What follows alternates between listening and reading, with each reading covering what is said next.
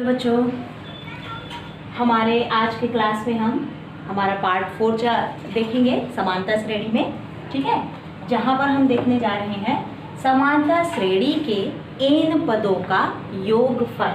ठीक है, इससे पहले जो हम 3 क्लासेस ले चुके हैं, इसमें आप लोग समांतर श्रेणियों में पदों को ज्ञात करना, प्रथम पद, अंतिम पद, पदों की संख्या है ना, उसके अनुप्रयोग और समांतर माध्य, ये सब देखा है। आज हम नए चीज को देखने जा रहे हैं, जिसमें हम देखेंगे समांतर श्रेणी के n पदों का योगफल। ठीक है, इसकी आवश्यकता क्यों महसूस हुई और इसे किस प्रकार से ज्ञात कर सकते हैं, इसको मैं एक उदाहरण के द्वारा समझाती हूँ। सबसे पहले आपको मैं एक उदाहरण में देती हूँ कि आप 1 से लेकर 10 तक की सभी संख्याओं का योगफल ज्ञात कीजिए। ठीक है, सभी संख्याओं का क्या ज्ञात करना है, आपको योगफल ज्ञात करना है। किससे? 1 से लेकर 10 तक की संख्या का। आपके लिए बहुत आसान हो जाता है। 1 धन, 2 धन, 3 धन, 4 धन, 5 धन, 6 धन, 7 धन, 8 धन, 9 धन, 10, इतने का योगफल बोली थी मैं। कैसे निकाल लेंगे? 10 हो जाएगा 20, 30, 40, फिर 50, 5 पद। आप आसानी से इस सवाल का जवाब दे सकते हैं। ठीक है, ये एक समांतर श्रेणी है ना, क्योंकि यहाँ पर प्रत्येक पदों में एक जोड़ने पर दूसरे पद प्राप्त हो रहा है।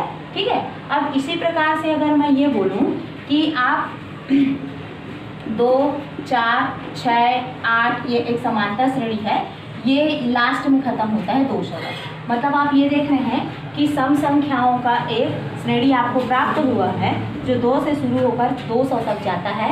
तो उनके बीच में आने वाली सभी सम संख्याओं का आपको योगफल ज्ञात करना है। तो अब 2 धन, 4 धन, 6 धन, 8 धन, 10 धन, 12 धन, कहाँ तक? 200 तक। ये कर पाना समय को भी बढ़ाता है ना, और दिक्कतें भी बढ़ाता है। इन्हीं सब चीज़ों को समझने के लिए समांतर श्रेणियों के योगफल के लिए हमारे पास होता है, अगर हम ऐसा कर लें कि समांतर श्रेणी में हमें पता चल जाए कि कितने पदों तक का योगफल ज्ञात करना है और प्रथम पद और अंतिम पद प्राप्त हो जाए, तो हम उन सभी क्या कर सकते हैं, n पदों के योगफल को ज्ञात कर सकते हैं। मतलब पहले हमें इस श्रेणी में ये ज्ञात करना होगा कि इसमें कितने पद हैं कुल मिलाकर, और फिर हम इस श्रेणी का योगफल ज्ञात कर सकते हैं। ठीक है, इसी प्रकार से ये इसका प्रथम फार्मूला होता है। एक और फार्मूला होता है जिसमें हम निकाल सकते हैं Sn = n/2 2a + n-1 × दोनों फार्मूला में क्या अंतर हुआ? इसमें हम अंतिम पद हमको पता हो तब हम इस फार्मूला का उपयोग करेंगे, और इसमें हमारे पास सर्वांतर हो तब हम इस फार्मूला का उपयोग करेंगे। ठीक है, तो इस प्रकार से इन फार्मूला की मदद से हम ये निकाल सकते हैं कि किसी समांतर श्रेणी में दिए गए पदों का योगफल हम कैसे प्राप्त कर सकते हैं। ठीक है, चलिए आगे बढ़ते हैं। ये जो सवाल है इसके जैसे उदाहरण हमारे पास है, मैं उदाहरण में आपको ये सवाल स्पष्ट कराऊंगी। आइए आगे बढ़ते हैं। आज हम देखने जा रहे हैं समांतर श्रेणी के सभी n पदों का योगफल। तो इसमें हम पहला एक सवाल हल करेंगे, जिसमें दिया गया है कि 9, 12 और 15 है, इसके 16 पदों तक का योगफल ज्ञात कीजिए। 16 पदों तक का आपको क्या ज्ञात करना है, योगफल ज्ञात करना है। तो देखिए 16 अंतिम पद नहीं है, इसमें 16 पदों तक, मतलब 16 पद तक योगफल ज्ञात करना है। किसका? इस समांतर श्रेणी का। ठीक है, तो यहाँ पर हम क्या प्राप्त कर सकते हैं? यहाँ पर हम प्राप्त कर सकते हैं प्रथम पद, जैसे मैंने आपको पार्ट 1, 2, 3 में प्रथम पद निकालना बता दिया है। उसके बाद हम निकाल सकते हैं सर्वांतर। सर्वांतर कैसे निकलेगा? यह आ जाएगा 12 ऋण 9, तो 12 में से 9 के कितना आ जाएगा आपके पास? 3। अब देखिए आपके पास प्रथम पद है और सर्वांतर आ गया, और पदों की संख्या कितनी बोल रहा है? 16 बोल रहा है। ठीक है, अगर आपके पास D आ गया, इसका मतलब आप क्या करेंगे, समांतर श्रेणी के n पदों का योगफल का फार्मूला ले लेंगे n/2 और 2a + n-1 और इंटू क्या ले लेंगे आप? D। n का मतलब है कितने पदों तक का, तो यहाँ पर कितने पदों तक का बोला गया है? 16 पदों तक का। ठीक है, यह आ जाएगा 16/2, फिर क्या आ जाएगा 2, और a का मान कितना है हमारे पास? तो हमारे पास 9 है, फिर प्लस, फिर n का मान क्या है? फिर से n का मान हमारे पास क्या है? 16 है, ऋण 1, और d का मान हमने क्या प्राप्त किया है? हमने प्राप्त किया है 3। ठीक है, चलिए हल करते हैं। अगर ये दोनों कटता है तो कटा देंगे, तो ये आ जाएगा 2 एकम 2, 2 अट्ठे 16 यानी 2 8 16 है ना, 8 टाइम में कैंसिल हो गया। आगे क्या होता है, ये दोनों मल्टीप्लाई के रूप में है, आ जाएगा 2 नी 18 या 9 2 18 है ना, और प्लस ये 16 में से 1 गया तो 15 है ना, और 15 3 जाए यानी 15 तिया। पहले इसको माइनस करेंगे, उसके बाद इसके साथ मल्टीप्लाई करेंगे। तो एक बार और ले लीजिए, 15 इंटू नीचे में मल्टीप्लाई कर लेंगे, ये आ जाएगा 8 18 प्लस 15 3 जाए यानी 15 तिया, तो यह कितना आ जाएगा 45। ठीक है, अब प्लस कर लेते हैं, ये आ जाएगा आपका 8 5 हो गया 13 4 5 और 1 6, कितना आ गया टोटल दोनों का प्लस 63। अब बाहर में 8 का 63 के साथ मल्टीप्लाई है, मल्टीप्लाई कर दीजिए, ये हो जाएगा 8 3 24, 2 बच गया, 8 6 48, 48 में 2 जोड़ लेते हैं तो क्या प्राप्त कर लेते हैं हम 50। ठीक है, 8 3 जा 24, 8 6 जा 48 और प्लस 2 को जो है कैरी उसको प्लस कर दिए 504 504। ये क्या आया, ये आया समांतर श्रेणी के 16 पदों तक का योगफल। कैसे समांतर श्रेणी, ये वाला समांतर श्रेणी 9 12 और 15। क्या क्या पद आएंगे इसके बाद वो तो हमको निकालने बोलेगा तो निकालेंगे, नहीं निकालने बोला है, सिर्फ कितना बोला है 16 पदों तक का योगफल ज्ञात कीजिए, तो कितना आ जाएगा, सीधा आपको प्राप्त हो जाएगा 504। ठीक है, समझ में आ रहा है। आइए आगे बढ़ते हैं।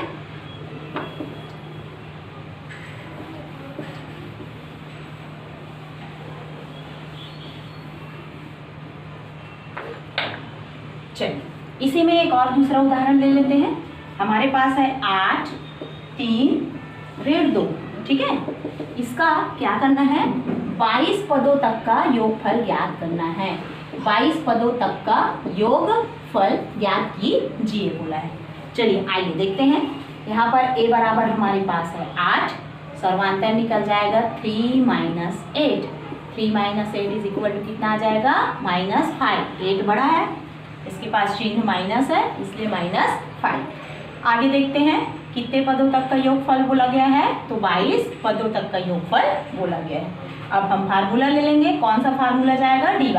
याद रखिएगा 2 फार्मूला है, एक अंतिम पद दिया गया होगा तो और एक सर्वांतर दिया गया हो तो यहाँ पर चूंकि सर्वांतर पता है इसलिए फार्मूला हो जाएगा Sn is equal to n/2 2a plus n - 1 into d. ठीक है, चलिए कितने पदों तक का योगफल ज्ञात करना है, 22 है ना, तो n की जगह में आप क्या लिखेंगे 22। a का मान आपको क्या दिया गया है 8, तो यह आ जाएगा 2 × 8 धन n का मान दिया गया है फिर से 22 ऋण 1 और d का मान इस बार आपके पास माइनस में है, आप इसे लिखिए -5।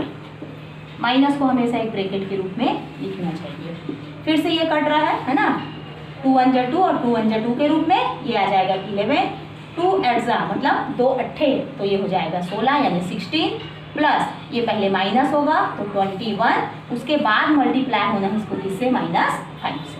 ठीक है, कर देंगे मल्टीप्लाई, ये आ जाएगा 16, सबसे पहले एक प्लस एक माइनस, मल्टीप्लाई जब हो रहे हो तो ये माइनस आ जाएगा और फिर ये आ जाएगा 21 5 से यानी 21 पंचे तो ये हो जाता है 105। ठीक है, अब देखिए 105 बड़ा है 16 से, दोनों के बीच में कैसा चिन्ह है, तो माइनस का चिन्ह है। आइए हम इसको पहले सबसे पहले घटा देंगे, क्योंकि 105 बड़ा है इसलिए आपका तो आंसर माइनस में ही आएगा। फिर क्या करेंगे हम, तो सबसे पहले 15 में से 6 गया तो ये 9 बच जाएगा और 15 में से 15 में से 6 गया तो ये 9 बच जाएगा और यहाँ पर बच जाएगा 8। ठीक है, तो कितना आ गया आपके पास 89। आइए 11 से मल्टीप्लाई कर दीजिए, ये माइनस सामने, ये हो जाएगा 9 8 कैरी में बचेगा तो फिर से 11 × 99 और 11 अट्ठे हो गया 88 और 88 में हमको कितना जोड़ना है 9 जोड़ना है, तो 88 में 9 जोड़ दिए कितना आगे आएगा आपके पास 97। ठीक है, कितना आ गया ऋण 979 970 83 - 2 में 22 पदों तक का योगफल। ठीक है, यहाँ पर माइनस क्यों आएगा, क्योंकि ये श्रेणी घटते हुए क्रम में है, मतलब इसके बाद के जो नंबर्स होंगे वो माइनस में होंगे, इसलिए उनका योगफल भी कैसा आएगा, तो वो माइनस के रूप में आएगा। ठीक है, चलिए आगे बढ़ते हैं। इससे संबंधित और कुछ सवालों को हम देखते हैं। चलिए आगे बढ़ते हैं। आगे दिया गया है 24, 21 और 18, इनके कितने पदों का योगफल, इनके कितने पदों का योगफल जो है वो 78 अर्थात 78 होगा बोल रहा है। यहाँ पर आपको योगफल दे दिया गया है और कितने पद है नहीं पता, मतलब आपको SN दे दिया गया है, कितना है 78, कितने पदों का योगफल, और पदों की जो संख्या है, कितने पद हैं, पदों की संख्या जो है ये आपको नहीं दिया गया है, यानी कि n की जो वैल्यू है आपको यहाँ पर ज्ञात करनी है, ये आपको दिया नहीं गया है। क्या दे दिया गया उसकी जगह में पदों का योगफल। चलिए बहुत ही सरल है, फिर से हमको वही काम करना है। हमारा प्रथम पद है कितना 24, फिर हम क्या निकाल लेंगे सर्वांतर, सर्वांतर के लिए क्या हो जाएगा 21 माइनस 24, 24 ग्रेटर देन 21, तो क्या आ जाएगा यहाँ पर 3 माइनस 3, ठीक है। अब हमारे पास a और d हो गया। अब हम फार्मूला जानते हैं Sn is equal to n upon 2, फिर क्या होता है 2a plus n minus 1 into d, ये हमारा फार्मूला है। तो चलिए यहाँ पर टोटल योगफल ही दे दिया गया है, कितना है हमारे पास 78 है ना, n की वैल्यू नहीं दी गई है। उसके बाद आता है 2 इंटू a की वैल्यू दी गई है, कितनी है हमारे पास 24, प्लस फिर यहाँ n का मान नहीं दिया गया है और क्या दे दिया गया है d, d की वैल्यू कितनी है हमारे पास तो -3, ठीक है। अब हम क्या कर सकते हैं, चूंकि यहाँ n तो 2 से डिवाइड नहीं होगा, 2 का यहाँ ट्रांसफर कर देंगे, ये आ जाएगा 78 into 2, this is equal to, इस n को बाहर ही रहने दीजिए, इधर अंदर में क्या हो जाएगा इन दोनों का मल्टीप्लाई गुणा होगा, 24 दूनी 48, 24 2 जा 48, ठीक है। उसके बाद n-1 भी नहीं घटेंगे, हम इस n-1 और -3 का सीधा मल्टीप्लाई करेंगे, तो चूंकि n प्लस पॉजिटिव और 3 निगेटिव है तो माइनस प्लस यहाँ पर आ जाएगा माइनस और ये आ जाएगा 3n, फिर माइनस माइनस प्लस और 3 बन हो जाएगा 3, यानी 3 का 3, ठीक है। ये दोनों का मल्टीप्लाई हो गया, ये हो गया 2 8 16, 2 7 14 और 1 15, ठीक है 156। यहाँ पर हो जाएगा n और 48 और प्लस 3, तो दोनों प्लस में आ गए, ये आ जाएगा 51 और माइनस आ जाएगा 3n। अब आगे क्या करना है, चूंकि हमें n की वैल्यू निकालनी है, इस n को अंदर कर दीजिए 156, तो this is equal to 51n and minus ये हो जाएगा 3n का स्क्वायर, n का क्या हो गया सभी के साथ मल्टीप्लाई हो गया, ठीक है। अब हम क्या करेंगे, इन सारे इक्वेशन को एक जगह रखेंगे, एक जगह रखना मतलब इक्वल के एक साइड पे रखेंगे। तो इक्वल के एक साइड रखने के लिए हम ये दोनों जो है ना पद हैं, स्टेप है, उसको इधर ट्रांसफर करेंगे। तो जब हम -3n² का ट्रांसफर करेंगे तो ये +3n² हो जाएगा। जब 51n का माइनस करेंगे, चूंकि ये पक्षांतर के इस तरफ मतलब ये इक्वल के इस तरफ आ रहा है, इसलिए उनके चिन्ह बदल गए, तो ये -3n² था वो +3n² हो गया, और +51n है वो हो जाएगा -51n, ठीक है। ये अपनी जगह पे है, इसलिए इसके चिन्हों में कोई भी परिवर्तन नहीं आएगा, दिस इज इक्वल टू क्या आ जाएगा जी, ठीक है। ये एक वर्ग समीकरण हमें प्राप्त होता है जो 10th क्लास में आप, ठीक है, लेसन 3 में पढ़ते हैं, वर्ग समीकरण, ठीक। आइए इसको हल करने देखते हैं। सबसे पहले ये देखिए कि ये सभी के सभी वैल्यू 3 से डिवाइड हो रहे हैं, तो सभी वैल्यू को आप सरल करने के लिए इक्वेशन को इनको 3 से डिवाइड कर दीजिए, सभी इक्वेशन को 51/n को भी 3 से डिवाइड कर देंगे, 156 ये भी कर लेंगे 3, सभी को 3 से डिवाइड कर दिए। 3 से डिवाइड किए तो यहाँ पर बचा n का स्क्वायर, यहाँ पर आ जाएगा 3 1 जा 3 और 3 7 जा, है ना, और यहाँ पर क्या बच जाएगा 5 और 2, दिस इज इक्वल टू 0, ठीक है। अब इस वर्ग समीकरण को हल करने के लिए हम सीखे हुए हैं मध्यम पदों को, या आप नहीं जानते तो यहाँ सीख लीजिए। मध्यम पदों को तोड़ा जाता है, और मध्यम पदों को इस प्रकार से तोड़ा जाता है कि उनका गुणन जो है वो जो थर्ड पद है ना, मध्यम पद तीसरा नंबर का पद है, उसको प्राप्त करे, उसका गुणनखंड प्राप्त करे, ठीक है। तो 17 को हम क्या लिख सकते हैं, हमारे पास 17 को एक ही तरीके से तोड़ना याद आ रहा है, और वो है 13 × 4, 13 चौक कितना होता है 52, और 13 और 4 का योगफल कितना आता है 17। मतलब ये जो गुणनखंड है वो हमारे काम का है। अगर आपको गुणनखंड नहीं पता तो 17 आप ये कर सकते हैं कि कौन से दो संख्याओं का योग करने पर 17 और गुणनखंड करने पर 52 आता है, 52 आता है। या आप ऐसे भी कर सकते हो कि आप 52 का क्या निकाल लो, गुणनखंड निकाल लो। तो मुझे कैसे निकालेंगे, पहले जैसे 51 2 सा 51 ये हो जाएगा, फिर 2 टाइम में कितने बार में आ जाएगा, तो ये आ जाएगा 2 और हाँ 26 दूनी 52, ठीक है। इसी प्रकार यहाँ पर आ जाएगा 13 4 52, 3 में भी आ जाएगा, 3 में क्या आ जाएगा, नहीं 3 से ये अविभाज्य है, 4 में आ जाएगा। तो यही वाला हमको क्या करना है, असंभावित गुणनखंड को यहाँ पर से उठा लेना है, ठीक है। इसके बारे में डिटेल में हम वर्ग समीकरण में बताएंगे। फिलहाल आप इतना जानिए, यहाँ पर मध्यम पद को क्या किया जा रहा है, तोड़ा जा रहा है।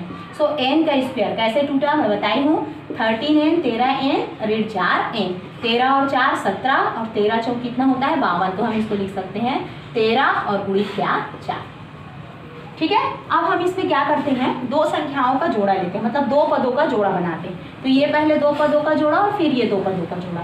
तो पहले पद का जोड़ा हो गया n स्क्वायर माइनस 13n, ठीक है।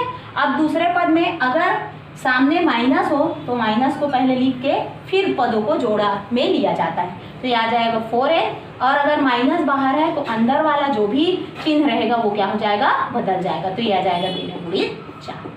अब ब्रैकेट में चूंकि एक और दो पद हैं तो इन दोनों पद से जो कॉमन वैल्यू होता है उसको निकालते हैं। जैसे इसमें n है और इसमें भी क्या है n, ये कॉमन वैल्यू कहलाता है। तो ये कॉमन वैल्यू हम निकाल दिए, ये आ गया n माइनस 13, ठीक है।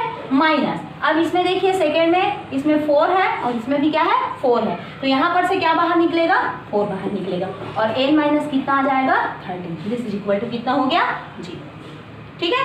तो अब क्या हो गया, अब फिर से कॉमन निकल रहा है n माइनस 3 और n माइनस 3, यहाँ पर भी n माइनस 3 मिल रहा है, यहाँ पर भी n माइनस 3 मिल रहा है।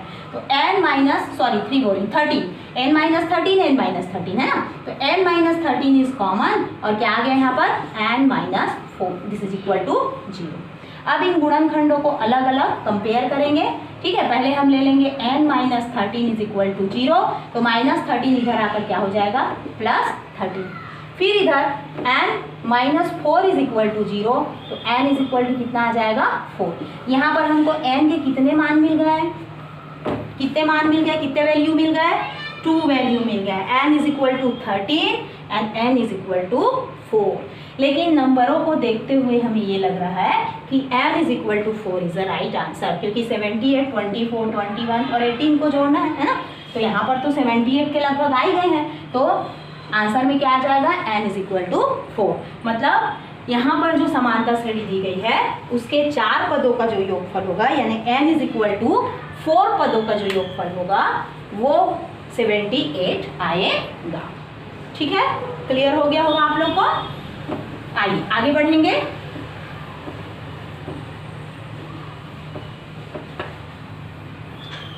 अगर n की 2 वैल्यू आती है तो हम ऐसा भी लिख सकते हैं कि इन या तो n इज इक्वल टू 13 पदों का योगफल होगा या फिर n इज इक्वल टू 4 पदों का योगफल होगा, ठीक है। हम दोनों आंसर दे सकते हैं, एग्जैक्ट पता है तो एग्जैक्ट देंगे। आइए आगे बढ़ते हैं। अब हम देखेंगे समानता श्रेणी के जो n पदों का योगफल है इसके कुछ अनुप्रयोग देखते हैं। इसके अनुप्रयोग में हम 4th नंबर का क्वेश्चन करते हैं, जिसमें आपके बुक में ये प्रश्न दिया गया होगा, ध्यान से देखिएगा, आप ढूंढ लीजिएगा, बुक में है ये क्वेश्चन। किसी समानता श्रेणी का प्रथम पद 1 है, ऐसा बोलता है। क्या बोल रहा है, किसी समानता श्रेणी का प्रथम पद जो है वो 1 है, ये आपकी बुक में दिया गया है, ठीक है। अंतिम पद यानी l इज इक्वल टू 11 है, और योगफल श्रेणी का योगफल ये आपको दे दिया गया है 36। तो इसमें बोला गया है तो पदों की संख्या ज्ञात कीजिए, पदों की संख्या ज्ञात कीजिए। ये प्रश्न है आपके बुक में। समानता श्रेणी के योगफल का अनुप्रयोग हो गया। क्या चीज बोला जा रहा है यहाँ पर कि समानता श्रेणी में यदि प्रथम पद a इज इक्वल टू 1, अंतिम पद l इज इक्वल टू 11 और पदों का योगफल n इज इक्वल टू 36 हो तो आपको पदों की संख्या ज्ञात करनी है। इजी है। आप इन दोनों को लेकर जो फार्मूला जानते हैं उसका उपयोग करेंगे। हाँ, यहाँ पर समांतर श्रेणी का दूसरा फार्मूला लगा देंगे। क्या होता है? Sn is equal to n/2 and a plus n। बहुत ईजी जाएगा ये। Sn इज इक्वल टू आपको 36 पहले से दिया गया है, n की वैल्यू आपको निकालनी है, फाइंड करनी है। a इज इक्वल टू दिया गया है 1 and l is equal to दिया गया है 11। ठीक है, ब्रैकेट को प्लस कर दीजिए। 36 this is equal to n/2, ये दोनों का प्लस कितना आ जाएगा? 12। अब आप इसको यहाँ से कटा सकते हैं। कितना आ गया? 6। इसको ऐसे जमा के लिख लीजिए। 36 इज इक्वल टू 6n, या हम लिख सकते हैं n is equal 6n is equal to 36। चूंकि हमें n की वैल्यू फाइंड करनी है, इसलिए n इज इक्वल टू आ जाएगा 36/6। 6 1 जा 6 और 6 6 36, यानी 6 कम 6 6 छक्के 36। तो n बराबर कितना आ गया? 6। अर्थात इस समांतर श्रेणी के पदों की संख्या कितनी है? 6 है। देखिए, आपको ये सब फाइंड देखना है क्या दिया गया है और कौन से सूत्र में आ सकता है, पहले वाले में या अंतिम वाले में। पहले वाले में क्यों नहीं आया? क्योंकि यहाँ पर हमारे पास सर्वांतर नहीं था। अगर सर्वांतर दिया रहता तो हम पहला वाला सूत्र लगते। ठीक है, समझ में आ रहा है आप लोग को? आइए आगे बढ़ते हैं।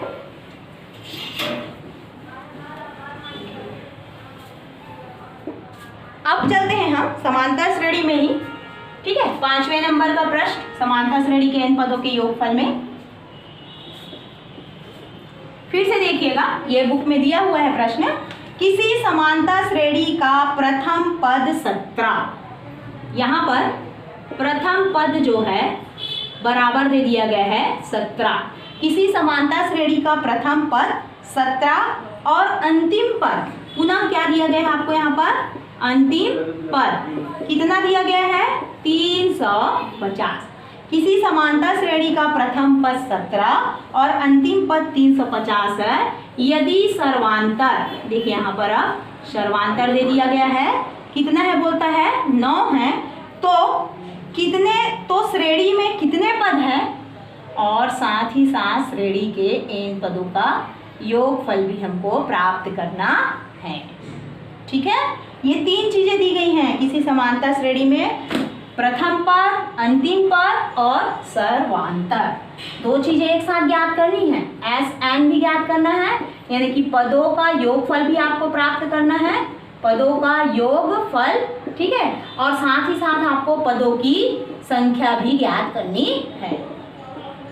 लेकिन अगर मैं Sn is equal to n/2 a plus l वाला फार्मूला लूँ तो ये दोनों राशि अज्ञात है, और 2 अज्ञात राशियों को एक ही इक्वेशन से ज्ञात नहीं किया जा सकता। तो फिर क्या करें हम? ये तो बड़ी संकट है।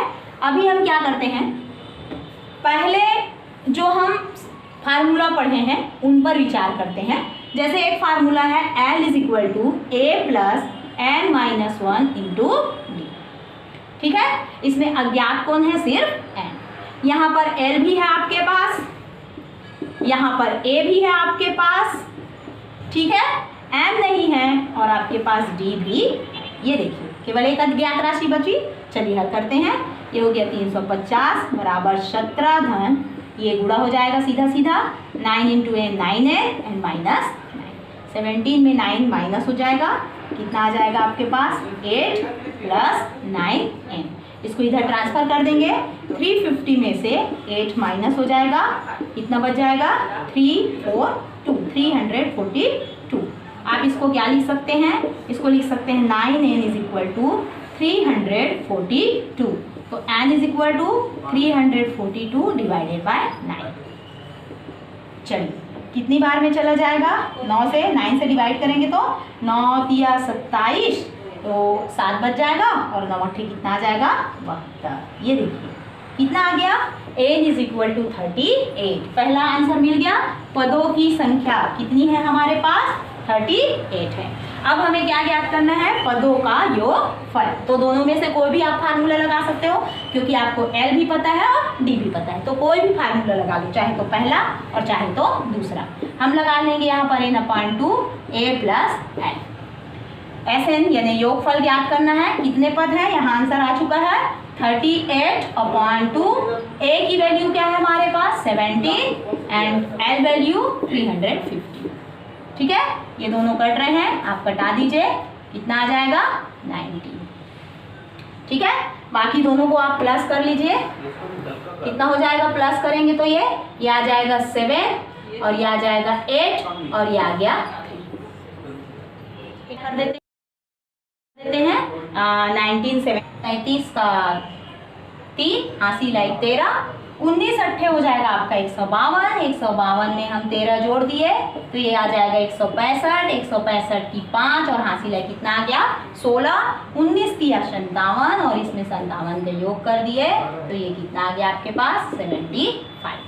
ठीक है, कुल मिलाकर यहाँ पर आपके पास कितना आ गया 7553। तो इस प्रकार से आप समांतर श्रेणी के n पदों का योगफल ज्ञात कर सकते हैं। ये उसके कुछ संबंधित सवाल थे। अब हम पार्ट 4 में देखेंगे समांतर श्रेणी के n पदों का जो योगफल है उस n पदों के योगफल का अनुप्रयोग बहुत इंपॉर्टेंट है और मेरे ख्याल से ये समांतर श्रेणी का लास्ट पार्ट भी होगा। ठीक है बच्चों।